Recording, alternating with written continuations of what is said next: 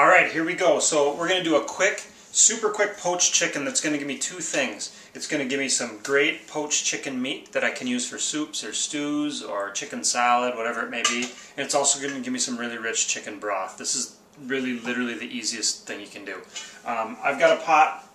I've got a chicken that I just rinsed under the sink and patted dry. You don't have to really get it too clean, but that's it. Chicken in the pot. Cover it with water, so if you can see there's still a little chicken exposed. I got a little extra water. This is about 4 quarts of water to cover the chicken. And if the little bones are sticking up in the back, that's fine. You can just press it down a little bit. Don't worry about that. And then I'm going to add some aromatics to this. You could just do it straight away like this. That would be the absolute simplest. But I'm making some chili verde today, so I'm going to kind of go with a little Mexican kind of feel. So I'm just going to throw some onions in there.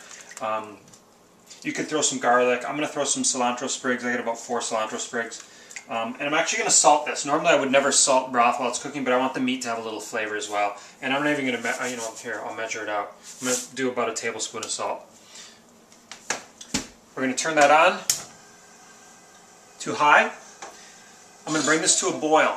Once this comes to a boil, I'm going to turn it down to a simmer for 30 minutes.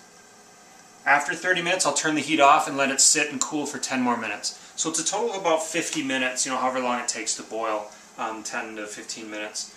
And that's it. And then you can leave the chicken to cool in there. You can put it in your fridge overnight. Whatever you need to do, pull it out, shred the meat off the chicken, and away you go. Alright, so our chicken cooked. We brought it to a boil. We cooked it for 30 minutes. Then we let it sit in the pot to cool for about 10 minutes and finish cooking. I'm first going to carefully remove the chicken. I just use tongs. You can do it any way you want. Just be careful because the stock is still hot. And so here we've got our...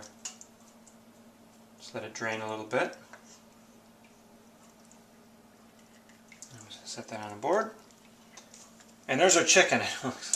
It's cooked. It's fully cooked. We're just going to let that cool until it's cool enough to shred by hand with a fork.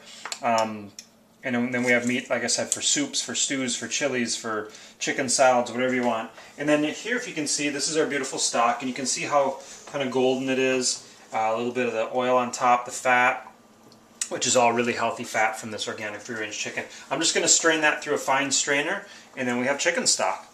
I always do mine in the sink. You can see my chicken stock 101 video for more tips on stock making, but basically just pour it through. And there's not a whole lot in here to strain out. We just had, like I said, some onions and cilantro. And then we're just going to let that cool. And then we can freeze, I'll freeze half of it and use the other half for soups and stews. And that's it. Enjoy.